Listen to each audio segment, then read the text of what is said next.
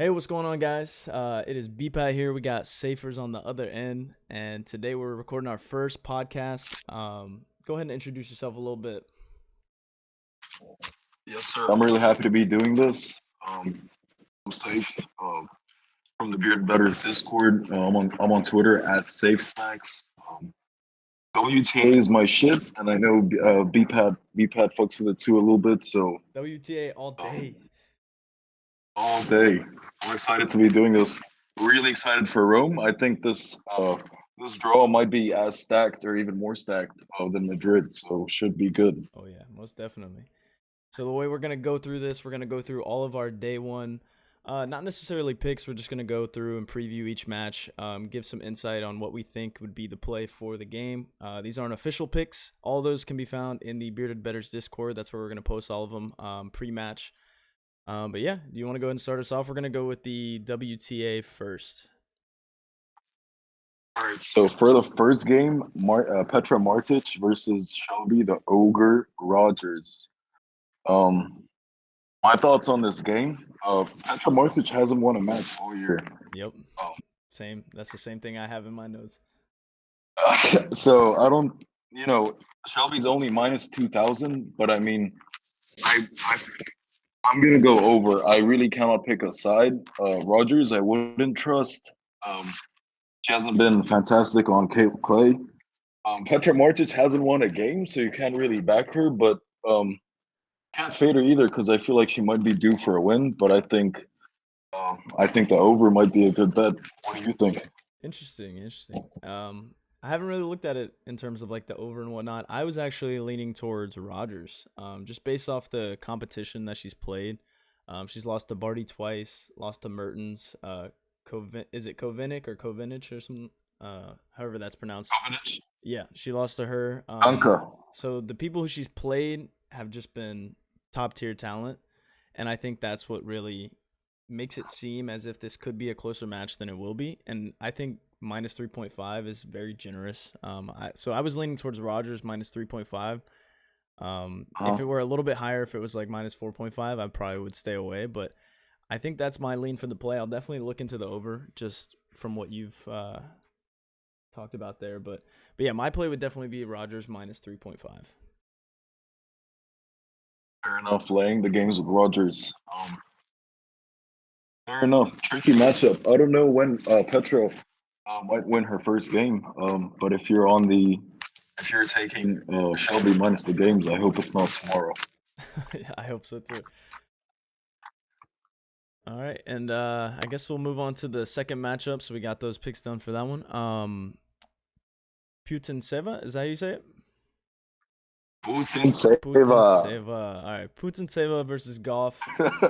So neither of them have really done too much worth noting this year, but I really see Goff taking this match. Both were knocked out in the first round of Madrid, and the two players who beat them in the first round were both knocked out in the second round. So nothing to really read there. I do lean towards Goff against the spread, but I don't see I see a lot more value in the over personally. I don't think Goff can really be counted on to cover. So I definitely see this potentially being a 3-set match. Neither of them really run away with their matches against quality opponents, and I think that the over would just be the best play here for me.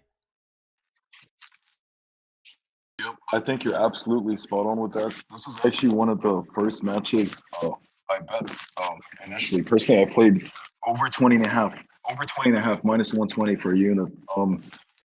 I agree with what you said. Like money line wise, as far as the sides go, I think it's pretty fairly priced. Coco Golf should be favorited. Um, Hard to make an argument for either one to win the match if you want to back them. But I think the over is definitely a play. I think this will be a contest. Three sets is definitely on the cards for sure. Yeah, that was my thought exactly. And I had it down as over 20. It was over 20.5, wasn't it? Because Yeah, it was. I had it written down as that, and then that's one of the ones that I was talking about that moved pretty recently. So I had over 20.5. I didn't place any bets, but I still see over 21.5 as a pretty good line for the over. Absolutely. That could very well go to three sets and hit 28 plus games or something. All right, so we're both going over. I like it. I like when we agree on stuff. I also like when we disagree a little bit, but it's always Right, nice and to know that you're both are good. yeah, it's always nice to know that you're on the same thing as me, or at least have the same mindset. So yeah, moving to the third matchup, which these are all starting the same time, but we got Sevastova versus Teichmann. Um, so the way I see it, I think Sevastova's got this one on lock. Maybe I know it'll be a tight contest. I think Sevastova will come out with how dominant she's been, or how great she's been playing on clay these last few tournaments. I think that she's she's really looking to gain ranks, and I think this tournament would be a chance for her to do that. They both lost to Badosa in the last tournament in three setters. So in very similar fashion. But I think they've both shown dominance over strong opponents in the last few tournaments. But I just think Sevastova's got the edge here. And I know you might disagree with that. I want to hear what you have to say. Oh, I do, man. This is look. I'm gonna just say Teichmann is the unluckiest chick in the world. She always gets the toughest first round matchups, yet she still manages to make her run every single tournament. Just last week in Madrid, she got Elena Svitolina in the first round, and she beat her in three sets, which was insane. I think Teichmann is slept on a lot. She's having a career year, and I definitely want to be backing her tomorrow. And a lot of people know that I have all the love in the world for Sevastova, but I definitely think Teichmann has a good chance of winning this game, and definitely someone to back at that price, like minus 105 or maybe even plus money somewhere. They played once earlier this year. Their only meeting, and Teichmann won. Three set thriller. Teichmann should have won in two, but it was a great match. I expect a great match tomorrow. I'm saying Teichmann in three sets. Over and Teichmann for me. Double dip. All right. Yeah, I like the over two there. I do like the over. I think it's going to be a tough one also. But yeah, the line is minus 105, so you're pretty spot on with that. What was the one thing I was going to add? Oh, yeah, in that Svitolina match, to to even take it to three after being down, losing the first set 6-2, that's incredible. So I definitely agree with you that she is having a career year. I haven't seen enough of her yet, so I'm interested to see this match. I might be getting up at 4 a.m. We'll see. I highly doubt it, but Yeah, there's two bang like Putin Seva and Goff. Like people are gonna sleep on that. That's a hell of a first round matchup. I yeah. mean, Martic and Rogers is never gonna make my TV, but Putin Seva and Goff and Seva Silva and Teichmann, those are really two good games to start it off in the first round too. Crazy. Yeah. And that's just the beginning, man. That's just the beginning. You want to start us off with the next matchup? So I got Sevastova, you got Teichmann, and we're both looking at the over. So Okay, Brady and Zhang. This is a tough one, man. Look, they're like Brady is not someone that impresses me ever. She went to the Australian Open this year, made it all the way to the final, but on the clay, she's looked nothing like a Grand Slam finalist. But I know you said something about taking her games. I do kind of agree with that. Against an inferior opponent like Zhang, um, first round, I think she'll show up and stomp. Should be easy, but no matter how good she looks tomorrow, I think she can cover 6, 6.5. But this is not someone I want to be backing in the future. But I'd definitely go Brady here. I'd probably go under. I think 6-3, 6-3, 6-3, 6-2, something like that. One of the more well, the first I think one-sided match we might see. yeah, I totally agree. I had Brady down as minus 5.5, but the line moved within the last hour to -6, which sucks because that would have been a great line to snag. But the way I see it is Zhang is 0-5 on the year. Three of those losses are on clay. I mean, given she played Sabalenka and Mertens, and so two of those matchups were just unwinnable pretty much. And yeah, so I just see her not being able to keep up with Brady. I completely agree with you that Brady isn't really somebody you want to hang on to later in the tournaments. But I think to start, I think she'll come out and pretty much dominate this. I think it'll be a quick showing. I like the under as well, but I think the games would be where my head would be at. I'm just a little bit more hesitant with this -6, but I think I'll probably hop on it just thinking that if the minus 5.5 hits, the -6 will ultimately either be a push or a win. So I think I'm pretty confident in that. I don't know if I'll be touching the under. I'll have to look a little more into that, but I like that. I like Brady to take this game. That's one of my more confident picks in this first round for sure. Yep, I'm with you on that. Brady, one and done. Hopefully she wins and covers, and then we can never bet her again or fade her in the next round. Yeah, Yep. 100%. I'm with that. And then all right, so the next matchup we got Oh man. Yep. Say it. You got it. um oh, you're going to make me pronounce it? I'd Oh assume no it's no. Is it Kostyuk. Kostyuk? Okay, I was gonna say Kostyuk, which is kind of close enough, I guess. So Kostyuk and Alexandrova. So this one Yo. is one of the ones that I see as a big toss up. Another one where like I can't really seem to find any type of edge or see an edge in either of these women. This is one of the ones I was thinking about steering clear of, just since it's the first round, and as you know, the first rounders are always tough to predict, especially in these tight matchups. So I'm gonna let you take the floor on this one. Absolutely, man. Alexandrova, Kostyuk. This is the third banger on the card. So far, we've had two already. This is also going to be an absolute banger. Again, Alexandrova seems to be a chick who always gets tough draws early on and still manages to make runs. She'll make the second and third round. Tough draw every time, just like Teichmann. I am actually going to take her. Alexandrova, I like her a lot. I like her game. And what I like about her most is that she never, ever gives up. And, like, when you bet on someone, especially on the money line, like, all you want to do is for them to win. And every time she plays, like, you'll feel good about her because when you watch her, like when you see her play, like you can see she's trying to win. Yeah. Um, which kind of helps my blood pressure stay low, but also like I do think she'll win this match. Coach has looked impressive, but just here and there, she has like sparks of brilliance, moments of brilliance. But I think against a quality opponent like um, Alexandrova, even money is something I cannot turn down. Tempted to go over, but I'm worried that Alexandrova might crush her and Kostyuk sort of collapses or doesn't get it going. So I'm gonna just stick with the side and take Ekaterina Alexandrova. All right. Yeah, I'm really on the fence. I think you've somewhat convinced me. I'm looking back right now. I've got it pulled up. I'm looking at their previous matches, and it looks like Alexandrova has had a much tougher time with opponents that she's faced. She's played Azarenka, Halep, and Svitolina. So I mean, Yeah, from the looks big of it, names. yeah, and from the looks of it, she's actually beaten some good competition in the run for that. So I think I might be leaning a little bit more towards there now. But as of right now, I'm still gonna be on the fence. Right. I mean, in Stuttgart, she had Mukova first round, beat her. She had Bencic second round, beat her 6-1, 7-5. She did lose to Halep, but I mean, she played three top 25 players in a row, so Yeah, I like her here. I mean, Kostyuk is only 18. Alexandrova is experienced, and low key, she's been having a good year.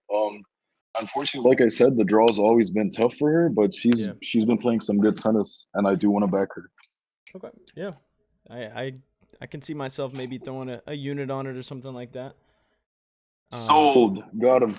Got you on board. All right, so let's move on to the next one. So we got Wang and Enisimova, right? Yeah, saying it right. Anisimova. Enisimova, let's Yeah. go. So what I see here, it's another kind of gray area for me. I haven't seen too much from them in my short time of watching WTA. My lean for the match would potentially be over. I was looking at the over 19, but it has moved to over 19.5 in the time since I've done my write up. But I'm not super confident. I'm not completely sold on it. But that would be probably my lean there. Like I said, I haven't seen enough from either of them. Um, so again, I'm gonna let you take the floor on this one. I might be doing that a little bit throughout this, but yeah, my lean would be the over. Okay. Yeah, not a problem. I'm happy to chime in on some of these. But Shang Wang, look, Shang Wang is a good player. She has been getting results. Um, like she's not a serial winner, but she plays good tennis. Yeah, Um, and Anisimova is a hell of a player. I think one of the best American prospects. after Coco Golf, obviously she's slightly older too, but she's really good. She's solid, but uh, lately this year she has sort of been collapsing in a lot of her games. Makes me think of Charleston against Rogers. She absolutely stomped Rogers first set, ended up losing in three, and Same thing then in Madrid. uh, yep, against Saiffers Madrid, same exact thing. That was a really ugly match to watch. Both players, honestly, neither of them deserved to win. Um, but I think, like I said, against an inferior opponent, I think she might show up and play and trying to get her rhythm back, get her mojo going. Minus 4.5, kind of juice, but I think that'd be a good line, or a -5 if you can. I think sort of like Barty, not someone I want to back moving forward, but I would want to take them here. One and done. I think they cover, stomp, Another Brady here. and then move on. Yeah, Okay. yeah. Okay. Yeah, it's at -5 right now. Yeah, I think I'm gonna stick with the over, but I'll definitely look into that because I like what you're explaining to me. Yeah, she's shown up in the beginning of a match, and she's gonna have to learn at some point to kind of take over and dominate if she wants to keep rising. And Yep. I think that could be Yo, some within players the near don't. Some future. players don't realize that. Yeah, sorry. You're No, good. you're right. Some players don't realize that they need to win 12 games and not six. Yeah. Anisimova thinks, yeah, like that's for real. Like you win the first set, you get your 6 games in, cool. Like what about the other six? I Yeah. think that's her biggest problem, She gets honestly. comfortable. Yeah. But she gets complacent and then she's like, all right, I got this in the bag. Like let's go. I'm gonna just fuck around for a little bit. No, like oh well. One for Yeah. the future though. All right. So we got our picks locked in for that one. So the next one, I've got some confidence behind this next one. So it might be a little Oh, bit of a okay. hot take. So we've got, is it Lynette and Kvitova? Um Kvitova. Kvitova. All right. Well, so my play for this one would actually be Lynette plus 6.5. And the reason for this is Kvitova Kiv am I saying that right? Kvitova? It's like there's no E. Kvitova? It's like quick. It's really quick. Kvitova. Kvitova. Okay. So while Kvitova Kvitova. is by far the better player, um, her lack of ability in recent matches on clay to put lesser opponents away has been extremely subpar. Um, Lynette is 0-3 on clay in 2020 and hasn't posted a positive clay record since 2016. But I think Kvitova will probably take this match by 5 or 6 games just based on the fact that she hasn't really been able to dominate. She's been kind of lackluster. She has been getting it done. She's been winning, but it just hasn't been in dominant fashion, and that's I think this line at plus 6.5 is honestly great. I'm not throwing any max units on it or anything like that, but I think it's one of my more confident plays. It's kind of, I think it is sort of a hot take because she hasn't won in 4 straight, Lynette. But 3 of those she's taken to 3 sets, and one of the other ones she lost by 4 games. But at the same time, Kvitova, she's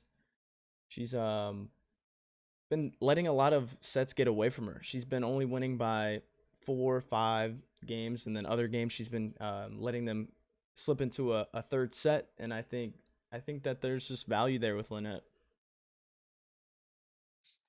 You know what, BPat? I absolutely agree with you.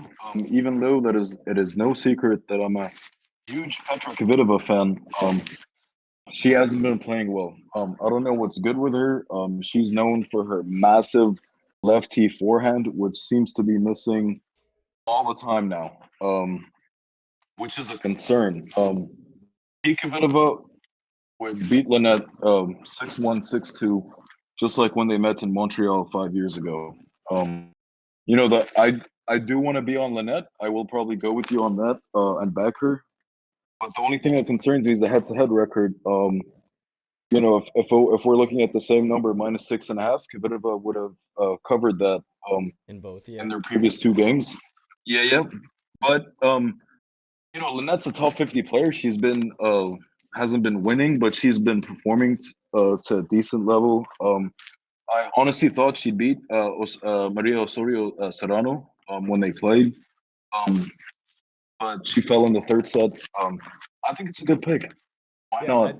I think what jumped out to me was looking at the stats for Kvitova previous to clay season and seeing her absolutely dominate some people on the hard surfaces, and then once it rolled over to this season, it just hasn't been there.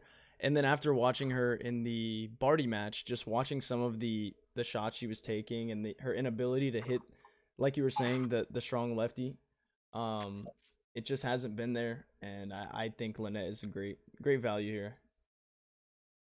I totally agree. I totally agree. I think we see a 6-4, 6-4 Kvitova. Yeah, I mean, I A could even comfortable cover, I think think. like a 6-4, 6-3. I think we could still see that, even a 6-3, 6-3. But I just don't see her winning 6-3, 6-2 or anything more dominant than that.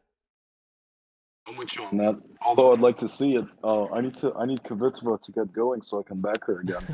Um, Sometimes you just but gotta now go let's against get it. this. Yeah, yeah, yeah. Let's get this Lynette plus 6.5. Yeah, let's do it. All right, you want to kick us off on the next one? Yes, sir. Daria Kasatkina versus Jessica Pegula. Okay, this is also like it's a headliner, but like these two are really good, promising chicks on the WTA tour, but they're absolutely both god awful on clay. Um, two really good players on hard court. They're absolute warriors. They have all the talent and all the promise in the world. And it's still a good matchup. I'd say it's an even matchup, even though Kasakina is, I think, slightly overvalued. I think she shouldn't be that much of a favorite. Yep.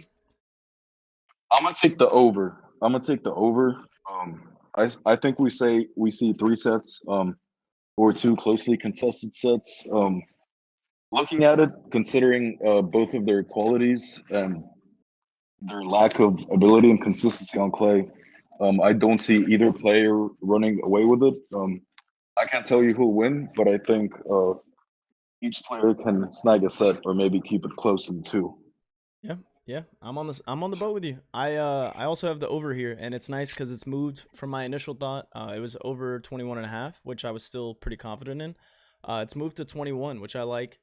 I also like Pegula here. I just money line plus 125, like you were saying. I think that the value should be a little bit off. It should be a little more even.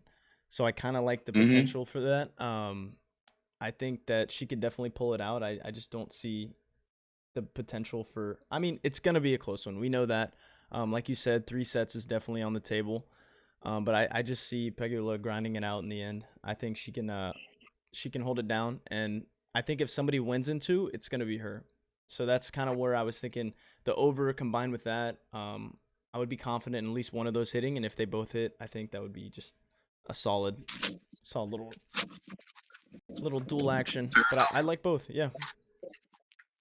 Fair enough. I'm kind of with you on that. I think the line moved, the total moved down because I think Kasakina's money line's also moving down. She's getting, I don't know. I don't see why the total would be going down and Daria becoming an even bigger favorite. But I definitely think the over and the dog is the move for sure, for sure, for sure. Awesome. Sweet. All right. So moving on to the next Next one, up, we got Swiatek and is it just Risk? Allison Risk. Yep. Risk. Okay, cool. So these two they faced off 2 weeks ago in Madrid. Swiatek absolutely dominated. She beat Risk 6-1, 6-1. I do see. -7, bro. Send it. Yep. Sorry, sorry. So I see a repeat coming. I see a repeat. I don't think it'll be as bad, but I think it's gonna be a bad quick match. Um, I personally am actually leaning the under. Um, I'm leaning the under on Okay. this one. Also the -7 as well, but I think the under would be probably my favorite pick here. Hmm. Just because I think that, well, I guess they're kind of in the same. They're kind of the exact same pick at the end of the day. But I was Almost. when I was looking at it, the under just kind of jumped out to me as being like the best pick here. What do you think? Yeah, I totally agree with you. Iga Swiatek is a world beater. she's gonna absolutely stomp her. Like this is where it starts. Like Swiatek is bound to have a crazy run, and it all starts with getting into rhythm and building your confidence against washed up players like Allison Risk. Um, 6-1, 6-1. Maybe we see a bagel, two breadsticks. I don't think you can go wrong with either. The -7 or the under. I wouldn't take both because, like you said, it's essentially the same bet. Yep. But yeah, either one. Expect Wojtek to crush. Yeah, I just want to put this out there. Pronounced. Risk has not. She's 0-7 in her last 7 clay matches. That is over the last 3 years. She hasn't won a clay match since 2018. And then I know you already know this, but she's only played 2 matches this year. They both been absolutely one-sided affairs. She's gotten blown out in every single one. The most games she's won in a set is 2. So I think this is a clear-cut and obvious pick. Sweet tech all the way. Absolutely. No brainer. Yeah, yeah. All right. So next up we got Mikhail and Zvonareva. Zvonareva. Yeah, there we go. Zvonareva. There we go. So this is another one of the ones where I don't know too much about either of these players. I haven't really seen too much because Madrid was really the first big tournament that I've really paid a lot of attention to, and they weren't really present. So my initial thoughts when I was looking at it, this was before the lines had even come out, but I was definitely leaning Zvonareva. I thought that it wouldn't be as juiced as -4. I thought it would be maybe -3.5 or -3. But I was leaning her way. Now that it's -4, it's kind of a gray area for me. As I said, I haven't really seen much from either of these two. So I'm gonna let you take the floor. All right, cool. Here's the thing with Zvonareva, man. She was an absolutely fantastic player and clay quarter about 14 years ago. I don't know how she's still playing. Like she is extremely past her prime. She even quit for a couple of years.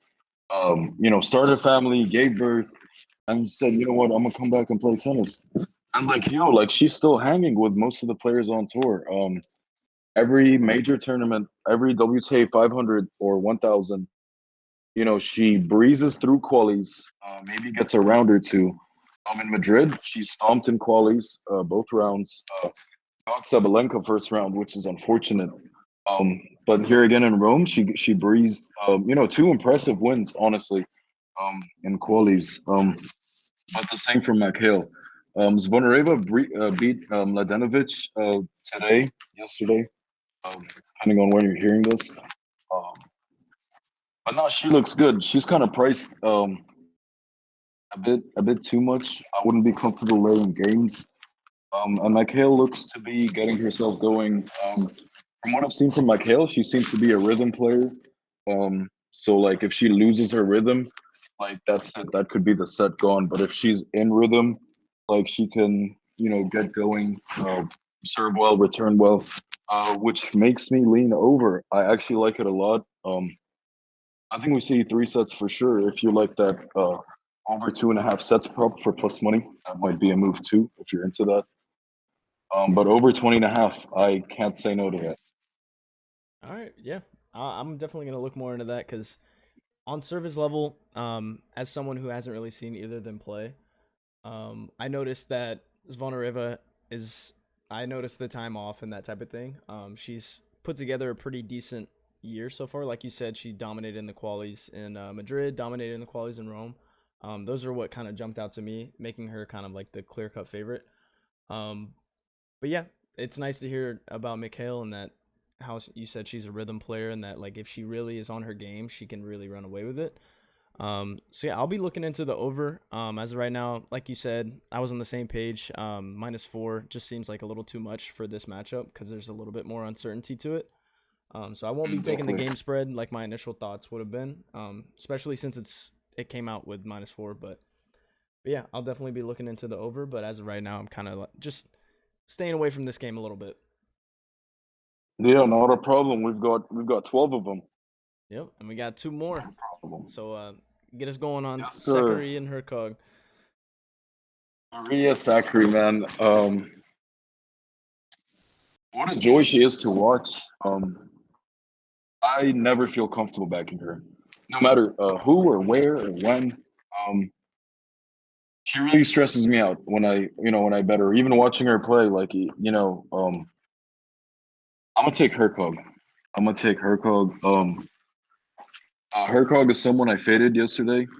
I thought Irani would give her a game, but I don't know, man. I'm not buying this Maria Sakkari, and Sakkari seems to like she'll look very good one tournament and she'll kind of bait you in. Like she'll like when she loses, you'll be like, oh man, she played so well this tournament.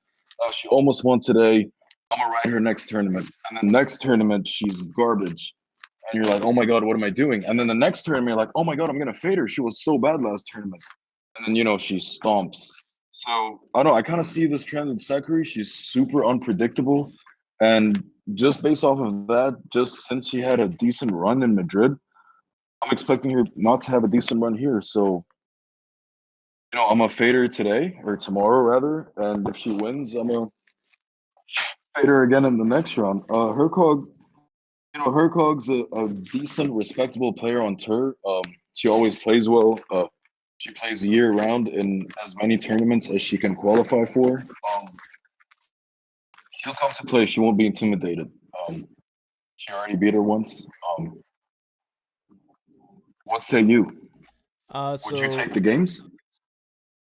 it's tough here for me. So when I first did this, like I said before, some of the lines hadn't come out for these matchups that were just announced an hour and a half ago, 2 hours ago. The lines weren't out yet. So what I was initially thinking was I would take Sakari up to -4.5, and it's actually -5. So pretty close there. My reasoning behind that is Sakari, like you said, she's very hot and cold. You never know what you're gonna get from her, but she does tend to show up in the very beginning of each tournament. In the first couple rounds, she plays her best tennis, and then I think she kind of just can't really continue that pace. Like you said, she did good last tournament, so there might be some regression there. She might not really show up and do what she did last tournament, and then also like in Miami, she was pretty dominant in some of her matches. So I'm kind of leaning Sakari -5 personally. I think that Hercog, the opponents that she's faced, just haven't really been all that impressive. And then her loss in Madrid to Ostapinko was pretty embarrassing. Just with Ostapinko being kind of like that middle of the pack player. Same with Para, her losing, not embarrassing, but kind of like exposing. And then also Para, her losing to her before that, also in Madrid, that kind of jumped out to me as kind of a red flag. So I think I'm leaning Sakari here. I think she will come out strong, as she does in most tournaments, and be a little fiery. And then like you, kind of like the other players we were speaking of, might be a good fade in 2 or 3 rounds. That's my personal opinion. Yeah, fair enough. Um, I think a trend we've been seeing from Sakura. We saw it twice in Madrid. Not back to back in the first and third round. Against Anisimova, Sakura did not show up for the first set. That was a bagel, 6-0. Yep. She beat Kontaveit, which is a decent player, pretty convincingly. But then against Mukova, first set she lost 6-0. Like what's good with that? You know what I mean? Yeah. And I mean Hercog is not a world beater, but it won't be a 6-0. Like she may not even win the set, Hercog, but I think Sakura might not show up or play well for a set, and that might be enough if you're catching five. Yeah. So you're leaning the Hercog on the games. You're going the +5. Yes, sir. All right. Why not? Agree to disagree. We'll see. Hopefully no bagels for me, but we'll just have to wait and see. Yes, sir. And then our last matchup of our first day of Rome WTA, we got Tormo. I don't know if I should say both of her names, but I don't have it written down. So Tormo and Georgi. SST. And then is it Georgi? Georgie? I don't know how to say that name. I think it's Camilla Giorgi. Okay, Georgie. So Tormo, your SST, she's 0-2 this year on clay courts, and Georgie hasn't even played a match on the surface yet. So as much as I'd like to take SST on this one, I think -5 is a little out of my comfort zone for her with how she's kind of played the last couple matches. Um, I'm leaning towards staying away from this one. Georgie hasn't competed since Miami in March, so that makes things a little bit uncertain for me, especially since I've never seen her play before. So there's a lot of uncertainty around this matchup for me. Just nothing that really screams like jump on this. So I think this is kind of a fade match for me. It'll be the end of the day. Most of my plays will already be over with, and I'll either be a happy man or a sad man. But we got a long tournament ahead of us, so I know we're gonna get them watermelons. Yes, sir.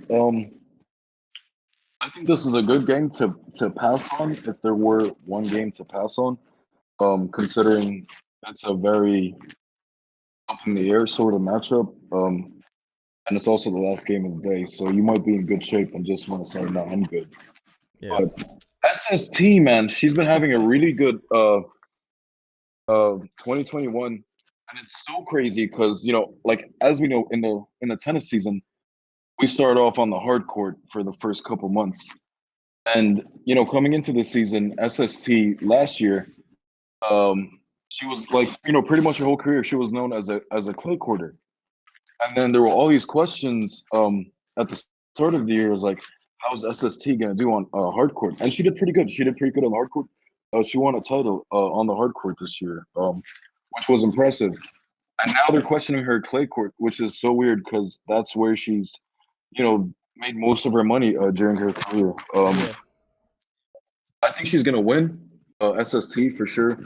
Um, I think she's gonna frustrate Georgie. SST can return everything. She's super athletic, one of the best baseliners. SST is doesn't look like a great athlete, but she's a tremendous athlete. Moves really well, and I think that'll frustrate someone like Georgie, who likes to control the baseline. I don't think SST is gonna let her do that. I'm gonna go under 19 and a half games. Why the fuck not? Last game of the day. I like it. And one thing to look at, although she's 0-2 on clay, she did face Halep and then your one of your new favorites, Irani, who's been pretty decent this year. So I see the value there. I see the value in the under for sure. Um, maybe one thing, maybe SST has been practicing her hardest on hard court, trying to make the turnaround, and then Clay just she let it kind of slide away from her. But I didn't notice how successful she was on clay previously, so I think I like that. I like the under there for sure. Yeah, I mean, as the case is with most Spanish players, they're known to be tremendous clay quarters. Nadal, PCB, RBA, the women's tour last week. We saw Badosa. Spain is known for its European dark red clay. So I mean, even though this is in Italy, which is Camilla's home turf, I think SST gets it done here with relative ease for sure. Yeah, I can agree with that. Minus Yes, 360 sir. money Yes, line. sir. A little too much juice. It's actually the line is Yeah. actually 20 now for the over under. Oh, So for real? even better. I'm seeing minus 105, 19 and a half. What do you see your 20 and a half at? Oh, I'm on Bovada. I'm not on my book right now. Oh, 20. I don't think they put. Okay, okay. Yeah, yeah. So maybe it'll change. We'll see. But yeah, Yeah, either way, 19 and a half is cool. A flat 20 would be cool. Um, yeah, I like that now that I've spoken about it. now that I've heard you say it, I was gonna fade this, but I might have to hop on the under. Yeah, why not? I just, even if we don't actually play these or bet these, I am curious to see how what we've discussed on our leans or our thoughts on the matches, how we do just based on that. Yeah, And for I'm sure. sure we're gonna bet. I'm sure we're gonna bet some of these or most of these. So yeah, man, I'm excited. I'm Yeah, excited. me too. That wraps up our WTA day one picks preview analysis. So yeah, we can. All right, you want to kick us off with All the right. first one? Yes, sir. Dan Crack Cocaine Evans versus Fritz.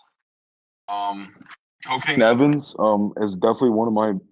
I think he's the most exciting player on the ATP tour.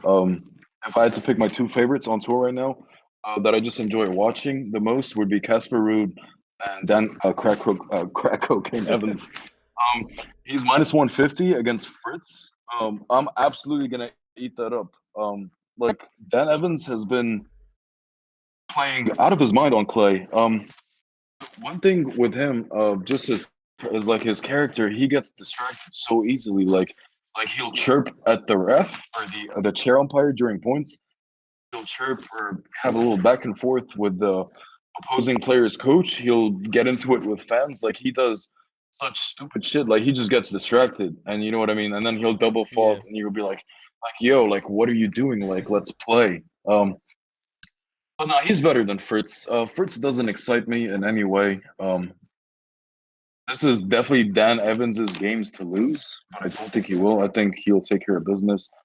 Minus 150 is a bit much. If you want to snag a game off, like a 1.5, I think I like that. Minus 1.5 games Evans. Yeah. I wasn't even looking at the money line. So I obviously didn't spend as much time looking through the ATP, but my play for this would have been probably the over. I see a lot of potential in a three setter here. Just based off their past performance. They've both been playing really quality opponents, and they've really only lost to quality opponents. And they're both. This is a good matchup for the first round for sure. I was thinking the over here. It is over 22.5, but that's a much more reasonable line for ATP as opposed to WTA. So I think we could see a three setter Right. here. I think we could see a tough, tight matchup. I do agree with you that Evans will probably pull through in the end because, like you said, it is his match to lose. But yeah, I just see some value in the over personally. But I do like that money line. I didn't realize it was only. I mean, it is a lot for minus 155, but I thought it would have been a little bit more. I think all three of those options are attractive. If you're comfortable laying the minus 150, or taking his games or the over, I don't think you can go wrong with any of those. But my one thing is, as I say this all the time, I'm afraid the dude I like just absolutely stomps, which always kind of throws me off the over a little bit if the other dude can't keep up. Yeah. So But you could I always. say, I say, go ahead. Oh, I was gonna say you could always maybe do like a little parlay, do Evans money line with say like Zvon Reva or something like that. Kind of bring the juice down a little bit, or SST. SST, yeah, I like that. That's a good idea. Um, I'm happy you bring that up. I think you know this. Every day I do a little parlay. Yeah, Ducky calls it the Infinity Gauntlet. But I just sort of take my five favorite picks and uh, put $40 on it. Uh, so yeah, that might be a good idea. Dan Evans money line. Yeah, yeah, good little cool. parlay piece. A little too much juice for an individual play, but I think it's solid for the value that it's at. I think it's good. All Fair right. enough. So Next up, next up, all right. So we got Travis. yeah. Say it again. Oh, sorry. Okay. Benoit Paire versus Travaglia. Yeah, there we go. So another one here. I'm leaning the over. This is really one that I don't know if I would really want to put a play down on it because these are two guys that Mhm. I haven't really seen much from. I've been paying so much attention to the WTA that I haven't seen as much in the men's. And I know it's the men's has been kind of slipping a little bit. It's been a little crazy. A lot of things going on, but I think we could see three sets here. I think the over is definitely in play. I couldn't really pick a side here though. Neither of them have been really like dominating on clay, and haven't seen too much from either of them. So I think the over is a pretty good value here. Okay, this is interesting because Let me hear it. I'm gonna disagree with you very politely. Um, this I do agree that this is a very ugly game, and you know I wouldn't mind passing on this game or totally avoiding it. But my thoughts on this game is Travaglia picks it up in two sets. It could still go over in straight sets, but I'm liking Travaglia's 2-0 win for minus 115.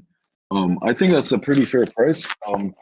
Benoit Paire is a bit of a bum, honestly. Travaglia is playing at home, which kind of scares me because I know there's no value on him. And as Greek Piston reminds us all the time, Italian players are a fade in the ATP. But no man, just Payer is booty. So I think Stefano in straight sets is what I play. Okay, yeah, most of my picks here are gonna be kind of just like eye test. First thing that comes to mind. Most of the ATP ones that are coming for me are just gonna be kind of like that. It's not gonna be like, oh, I'm sold on this pick, because more than likely I won't really be playing much ATP. I'll probably be sticking to the WTA, which I know a little bit more. It's just this is kind of for me to like learn more. So anything that you throw at me, I'm gonna soak it up, and it's more for me to more for me to learn, and I can work on making better educated picks for ATP in the future. But yeah, that's good to hear. Absolutely, bro. I like that you disagree with that. That way I can like look a little bit more into it and really like kind of see where the outcome lands, and learn from that. So yeah, I like that. Cool, cool, cool. And then next up, were you actually did this one? Did you have this one down as your second? And the Yeah, yeah. okay, yeah, Yeah, versus Fucsovics. yeah. So Peja versus Fucovic. So what I have here is I have Peja +4. And the reasoning behind that is neither of them, another kind of booty matchup. Neither of them have really done anything to impress on clay. They Peja is 1-5 on clay. Fucovic is 0-2. And the one thing that stood out to me was that Peja has retired in his last 3 matches. I haven't been able to look into the reasoning behind that, so there could be a potential fourth here. But I do think that he could stick around. I think he could keep it close, make it interesting. The matches that Fucsovic has won, the last 4 of his wins have all been 3-setters, which indicates something of a close game. So I think there's a little bit of value here at Peja +4. That was the first thing that kind of jumped into my head. Even though Peja has played pretty poor tennis all year, so Oh, that's interesting, man. Peja is definitely, he has a lot of promise. Like he can play well. He's very experienced. Um, but he has just not been playing enough games this year. Losing the first round is one reason. Failing to qualify, but also fatigue and injuries, as we've seen in his last 3 matches. But on the other hand, Fucsovic, absolute hardcourt warrior, but his game is useless on clay. So I kind of fuck with it. Pay a +4. I mean, this game can really go either way. And I think catching 4 games on one of the players is probably not a bad idea. I mean, Pay is a capable player. Um, I don't see no problems with it. If I had to pick, I'd say over. That's what I had before you kind of put me onto the +4. I think it'd go either way. +4 is good to have in the bag, sort of, if it's going to 3 sets. mhm. Um, but yeah, that's a move. I like it. Yeah, one thing that I actually misread was that he retired in his last 2. His opponent retired in the one before that. But one thing to note was that he was in both of those matches that he retired, and they were both close matches against Millman and Sinner. Um, so yeah, like I love to hear that you say that he's a capable player. And then just haven't seen anything from Fucsovic, and he's gotten kind of smacked up on the clay courts. So that might be a potential play for me, but this could also be a match that I might end up fading just for the lack of play from either of these players. Yeah, and one last thing to add. This season so far, I think Fuchsovics is actually top 5 in total games played on the ATP tour. I I will have to double check that, but I think that's still true. But at the start of the year, he was playing every single tournament, and he was and like I said, he's good on hard court, and they were all hard court tournaments, and he was actually making runs in all of them. So he's actually played a lot of tennis this year, which kind of explains why he might have fallen off. Tired legs or a less favorable surface. So yeah, now that I think about it, play a +4. Sweet. Not bad. Now this next one, this is actually a pick that I like, even though I'm not a big ATP player. So I'm taking the over in Nishikori Fognini. Nishikori Oh is no. he's a 3-set warrior, man. This man, whether he's winning, losing, he takes it to 3 sets. 7 of his last 8 have gone to 3 sets. The last one, the one out of the 8 was the last one getting smacked by Zverev, Zverev? and who ended up winning the tournament. Um, he actually ended up dominating everybody except for Berrettini, which was a close matchup in the final. But I like the over here. I know that I can tell by your reaction that you're not really a fan of that, but I see a ton of value in Nishikori being able to string it out even, and he's labeled as the favorite, so I definitely see potential for this to go the distance. Hmm. I honestly, I'm kind of neutral as far as the total goes. But as far as the side, I know I definitely want to be fading Fognini. Yeah, I think we're getting a lot of value on Nishikori because Fognini's Italian and he's like a top five Italian player playing in Rome. Like this, I think he should not be like the this line shouldn't be as close as it is what I'm trying to say. yeah. I'd definitely eat up Nishikori minus 135 all day. Um, you know, regardless if it's a two setter or a three setter. I don't think Fognini is gonna come out on top. Now that I'm looking at it a little bit, I do see that Fognini tends to lose. If he loses the first set, he tends to kind of fall apart and lose. He loses in two a lot. That's what I gotta say. So Dude, maybe he you're got good. um I don't know what the phrase is. There's like a technical term for it, but he like he didn't like retire, but the dude he cussed out the cheer umpire one. I don't I'm trying Against to Morales. It says was that the game? it says that he lost and it doesn't say retired. Awarded. So Yes, awarded. Yep, Zapata Miralles, that's right. In Barcelona. Dude, he lost the first set 6-0, looked absolutely horrible, and was cussing out the chair umpire the entire time between points. Like, even though it was 4-4, like, he was playing. Like, and he's just got such bad character. It's really hard to root for him. Um, I hope he loses tomorrow. all right. I'm gonna take Nishikori. I like that too. I like Nishikori too.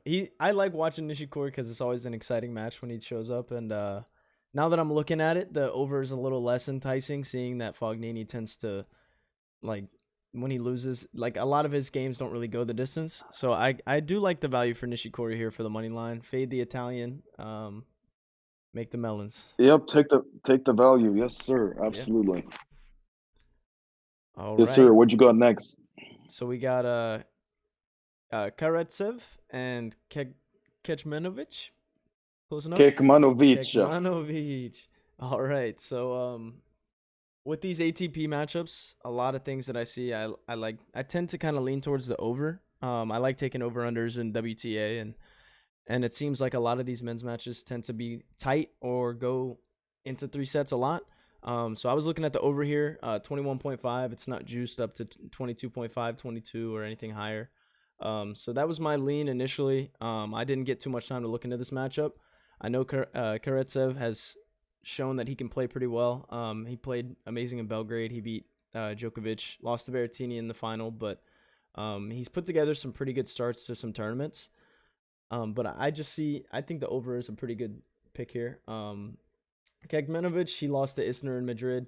Isner ended up making a run, so I think both of these guys have played some quality opponents. They've had some wins, some losses, but I think this could be a tight 2-setter or a potential 3-setter. You know what, BPat? I absolutely agree with you. Let's go.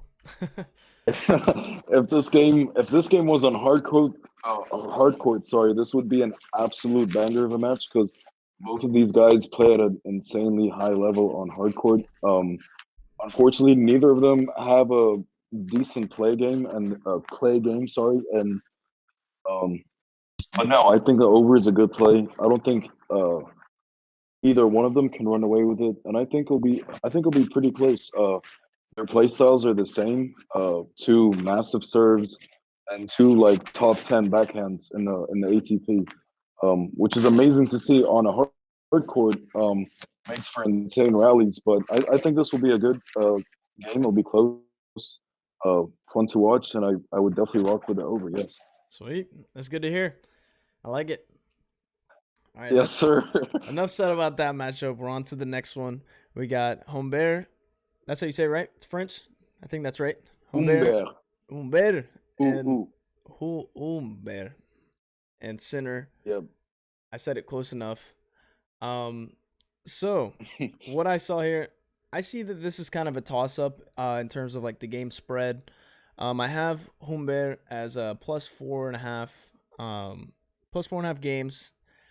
Not too much to say about this one. Both of them tend to keep the game tight. They normally either win or lose in two sets. So I think yeah, there's not really much to say here for me. I think it's kind of a toss up in terms of the game spread, so I don't think I'll be taking it. But that was just my initial lean from looking at the numbers and the matchups and that type of stuff. I think this that's really interesting. I would probably take Sinner minus the games. When I first saw this game pop up like on my app, without no lines or anything, I was like, I want to take Sinner in straights. Um, like I like that a lot. He But has it's been like playing minus great. 180. He has or hasn't? He has. He has been playing very well. Sinner has. Yeah. Yeah. These are Umber is definitely the better clay quarter. Um, but we all know that Yannick Sinner is has all the talent and capability in the world. Um, I think this is a tough game to approach. The lines seem kind of sharp. Sinner and straights is 2-0 is kind of expensive. And the games is tricky. 4.5 is always a tricky number, and if Yeah. you're not confident, I don't think that's. I don't know. Okay, I'm only gonna pass one game every day, and this is gonna be it. I'm a pass. Yeah, I plead the I like fifth. that too. Because Sinner tends to win by that like 4 or 5 number. Humbert when he loses, Humbert he tends to lose by 4 or 5 too. So I agree. That's why I wrote down toss up and probably a fade. So I think that's Yeah, exactly really what I was tough. thinking. Yeah, Yep. it is a really sharp line. It is. Yeah, absolutely. I wouldn't be comfortable regardless of what bet I made, so I probably should not make a bet. That's a good thing to follow. Next up we Yeah. got Lloyd Harris and Garin. Um, Christian Garin. yes. Let me hear your Yes. thoughts first. Let me see what you're thinking here. All right, man. Lord Harris, just like Fuchs Karatsev, he has an insane hardcore game. That seems really common in the ATP tour. It's unfortunate to see that their games don't translate to clay, which kind of makes sense, but they don't kind of have like the all court game like uh, a lot of the women do, which I think is nice to see. I think Garin wins this with ease. I think his money line is a good parlay piece. If you're into like high favorite money line parlays. Um, but yeah, Harris, man, I don't think he can play on clay. I mean, Garin is minus 270, which I think is a steal, but no one's gonna play that, right? But he should not be minus 270.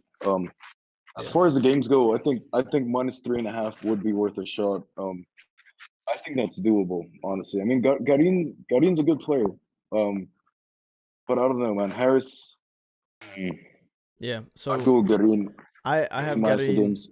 -4. That's the line that I saw. I have him written down as that. I was also looking at a potential over. I know those kind of don't really align with each other. Those are just the two things that I potentially saw. But I was definitely leaning Garin -4. Minus 3.5 if that's available, I would definitely probably jump on that. But yeah, I think it is kind of crazy too how players can't really translate super well from hard court to clay because at the end of the day, I know the ball reacts different. That's probably the biggest thing. Um, but yeah, Lloyd Harris, Yeah, I haven't really seen too much. Garin, he had an impressive run at Madrid.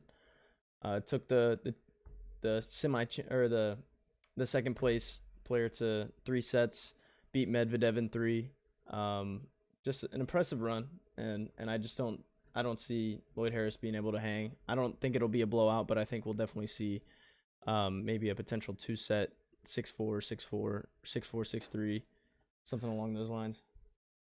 yeah, definitely, definitely. Another thing about the hard court to play, like people like Lloyd Harris, Karatsev, Fuchsovics, like you said, it's a lot to do with like the ball bouncing differently. But another thing is that their entire game is based around massive serves and forehands. And on clay, like you can slide, which helps you like get there to return. So like they're doing the same shit on the hard, like doing that on a hard court, like it'll be harder to return because obviously you can't slide on hard Yeah, court. And they're doing the same shit on clay, and then people are just sliding and returning that. Like they're dealing with that a lot easier. Um, which like I mean like you guys are pro players, like why don't you adapt your game? You know what I'm saying? Like yeah, I don't know, like I don't know how they approach that, but they seem to be trying to do the same shit on hard court and on clay. Um, but you can move a lot easier on clay, even if the ball bounces a little funky sometimes. yeah.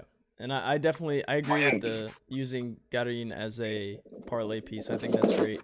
You parlay a couple minus 300 ish picks and get yourself a nice little line. I like that. yeah, definitely. I would be very surprised if he lost this game. Uh, and like I said, minus 270 has a lot of value. Yeah, even though it's a high price. Yeah, yeah. All right. On to the next. So we got So I didn't know. is it Kachanov and Delbonis? Khashanov and Delbonis. Delbonis. All right. So I did initially put down Delbonis money line plus 105. I'm a little hesitant now. Looking at the previous matchups from each, uh, Kachanov has had a pretty rough draw. It looks like in almost all of these tournaments, he's gone up against some pretty great players. But the wins on the Delbonis side kind of stand out to me as being pretty impressive. Um, I think it's good value for him at plus money. Not something I'm jumping on immediately. But he seems to be a great clay court player. Looking at he seems to be just only clay. He's negative overall on hard courts, but I see some value here for him at plus money. It's not incredible plus money, but plus money nonetheless. Once again, BPat, I absolutely agree with you. Um, I'm gonna say this a million times. Russian players, the men, they can't play on clay. The Russian school of tennis, which is one of the best schools of like tennis schools in the world, along with the Nadal Academy, is so good. Yet all their players can't play on clay. Um, dude's name is Karen Khashanov. Fade the Karen. Dude, he's really talented, but he's got no clay game. And Federico Del Bonis, the Argentine, they're known for their clay courts. Yeah, bro, I absolutely like the value on Del Bonis. He's been playing well too. He's been playing well. Yeah, Um, he beat I'm, de- I'm, ARV in I'm, two. yeah, I'm definitely happy with that plus money for sure. I think Khashanov is just slightly favorited because of the name and the general gap in quality. Yeah, But if we consider form and this being on clay, I definitely think Del Bonis on the money line is worth a shot for sure. yeah, I like it. I like it here. Absolutely. All right, get us going on the next one. I think this All is gonna right. be a good one. For I'm looking at Alex de Manor and Gianluca Mager. Yep. Is that what you're looking at? Yeah, I got it pulled up right here. All right. Perfect. This is one of my favorite games. I'm going with the over. Um, Mager being an Italian player, I was considering fading him. De Minaur is no slouch. Who can I compare him to in the WTA? He's kind of like Alexandrova. Like he will always come to play.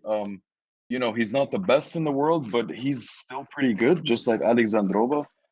But he struggles to win in 2 sets. Like I don't think he does that often. And Gianluca is at home. He's pretty capable himself. A good clay quarter.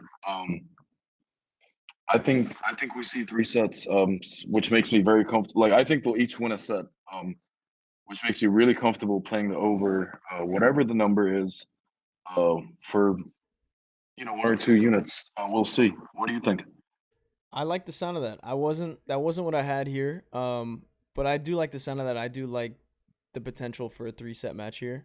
I have De Minor, -3. 80. Okay. Yeah, I have him -3. Just based on the fact that the competition that they've played. And then I don't know. I wasn't too sure here. This was one that I was kind of back and forth about.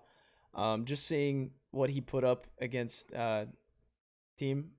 I thought I saw some value, but at the same time, team didn't really play his best in this tournament. He's not quite back to where he could be as a player.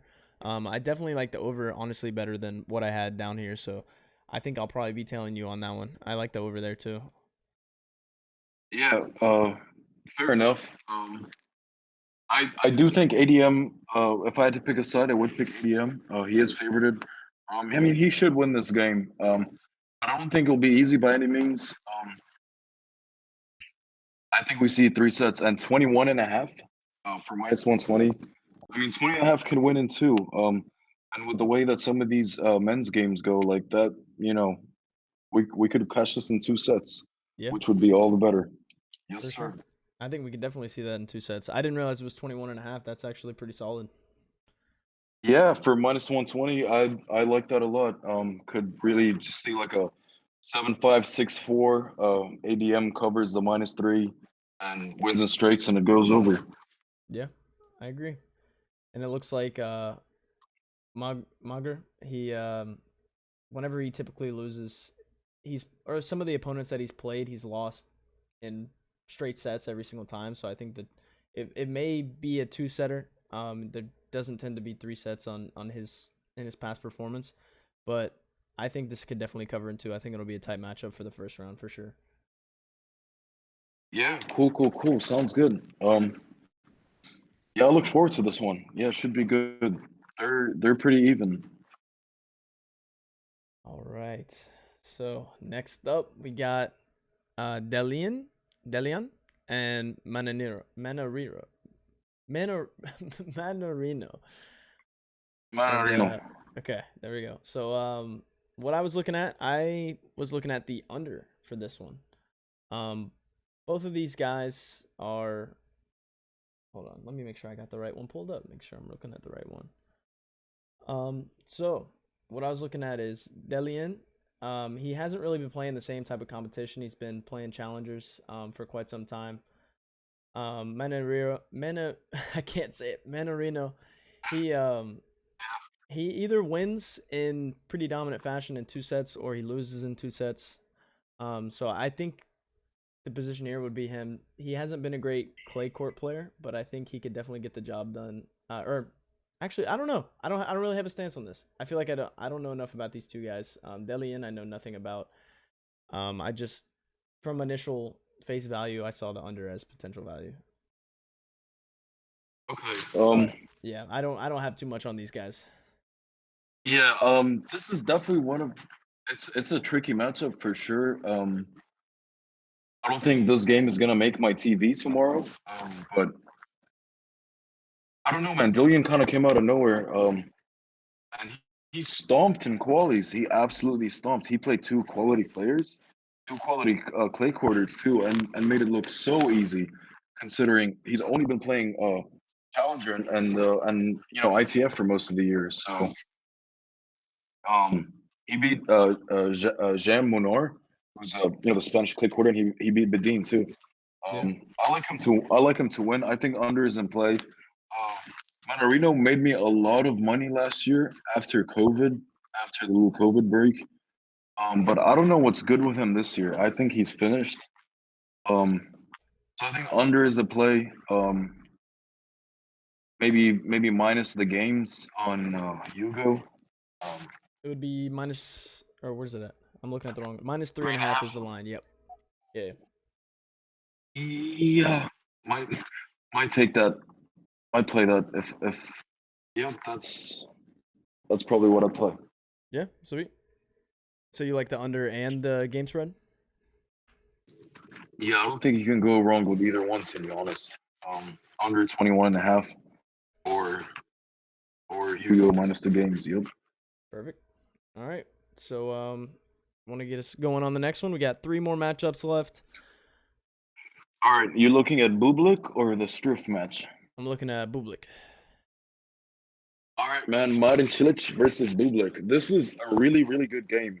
Yeah, for sure. Both of these players are so hot and cold, which I think even makes this game even better because you really don't know what's gonna happen, which makes me want to take the over. However, I'm a rock with Bublik. Yes, sir. Bublik had a nice run in Madrid. He played really well. He beat Shapovalov. And he gave Casper Ruud had a fantastic tournament. And he kept it pretty close for the most part. In the first set, he's been serving fantastic. Um, Vladan Cilic also has a big serve, but he's not really a clay quarter. Doesn't move very well. Um, and I don't know. I think this is a fun pick. This is going to be a fun game. I'm a rock with Bublik, I think. Yeah, that's what I have here What say too. you? I have Bublik also. Okay. Even plus 100. I have Bublik. What I was really looking at was the competition that they faced. Bublik, as you said, took on some quality opponents. Had a great showing against Ruud. Beat Karatsev, Shapovalov. I think I said that right. Mm-hmm. As opposed to Cilic. Cilic. Cilic. Cilic. All right. Cilic. Cilic. He had a decent showing at his last tournament, but he hasn't really faced the competition that Bublik has. I think Bublik here will definitely take this one. It could be a close one. It could definitely go 3 sets without a doubt. Mm-hmm. But I think Yeah. Bublik could definitely take this one home for sure. That's Yeah, I what like I that. had It's a here. fun pick. Yeah, it'll I be a think good one. little like even games like that, like it's always fun to rock with a side. But yeah, it's gonna be a great game. Yeah, it should be fun. Yeah, I like Bublik here too, for sure. Yes, sir. All right, next up we got Bedin versus Struff, and so I was looking over these. The first thing that jumped out to me was Struff. The line was -3. I'm not sure if it's currently sitting there. -2.5. Okay. I like that. I like Struff -2.5. Um, the reason being, Bedin hasn't really done too much this year. He tends to make pretty quick exits. I kind of like the over as well. In most first rounds for him, the matches have gone over. Um, but I do like Struff here to take it, and 2.5 games. It's a pretty good value. You're not looking at 3.5, 4.5. So that's kind of where my head was at. That's kind of where I was leaning. Okay. Yeah, I definitely agree with what you said. I think that's pretty much spot on. But as far as my pick goes, I'd probably lean towards Struff more than the total. I'd be worried about the over. Like I said, Bedin actually lost in the qualies to Hugo Delin. Pretty embarrassing, But I he would say. got yeah, and he got placed as a lucky loser because I think Casper Ruud uh, withdrew and he took his spot. So I would be a little bit hesitant to take the over. But I worry that Bedin could come out here and be like, yo, I have nothing to lose. I shouldn't even be here. We actually see that a lot with lucky losers, like when players withdraw at the start of the tournament. Some bum that just lost in qualies shows up into the first round and plays out of his mind because he's like, you know what? I shouldn't even be here. Got nothing to lose.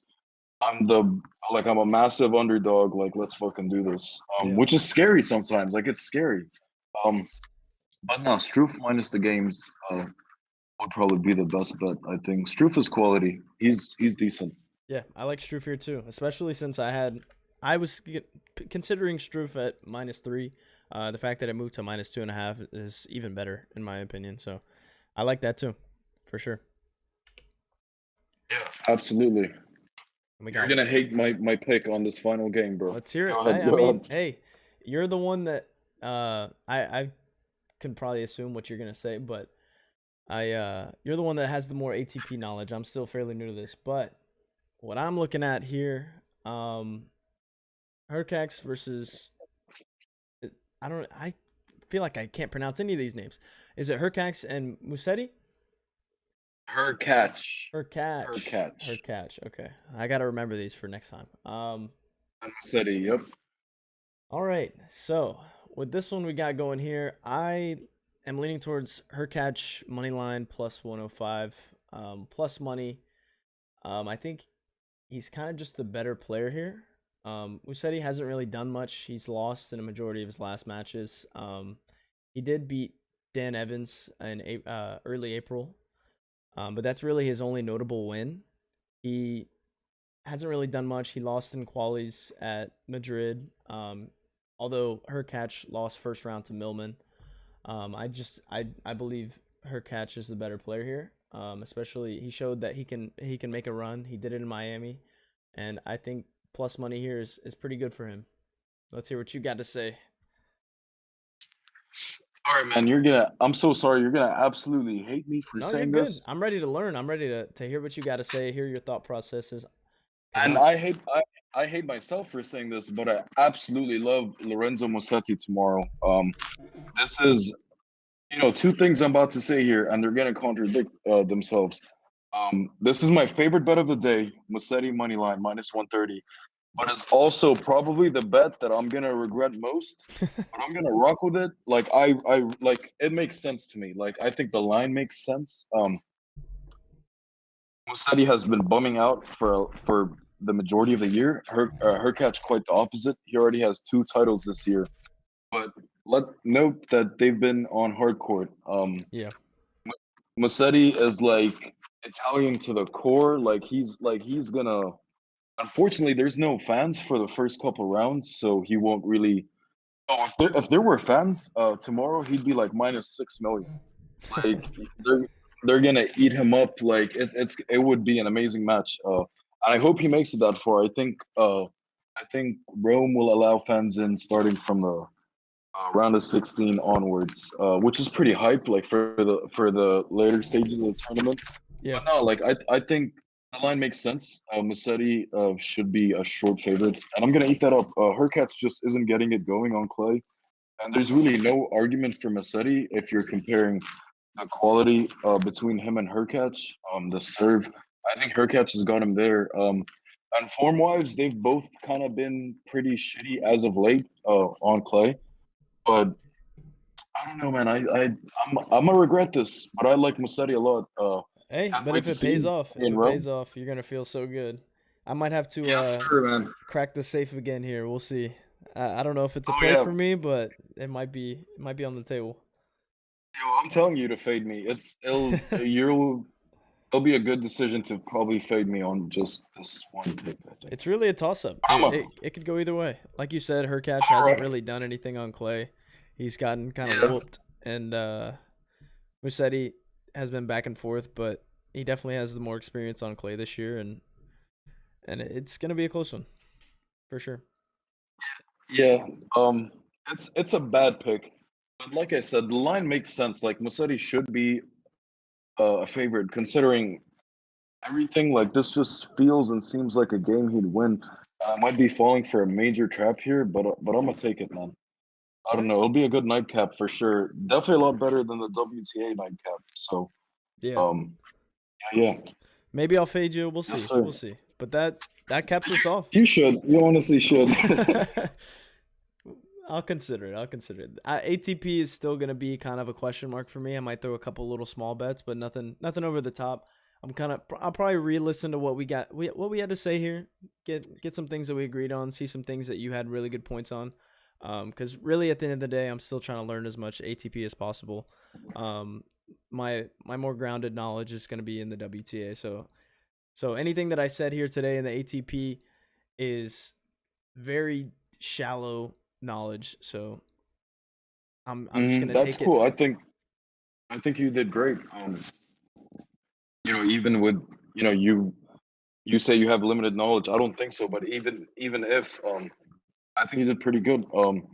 Spot on with a lot of your thoughts. I'm confident in Yeah, my man, I'm WTA excited. thoughts. Yeah, me too. Me too. This is gonna be a great tournament. I know it is. Yeah, Let's. it looks good. Both slates look good.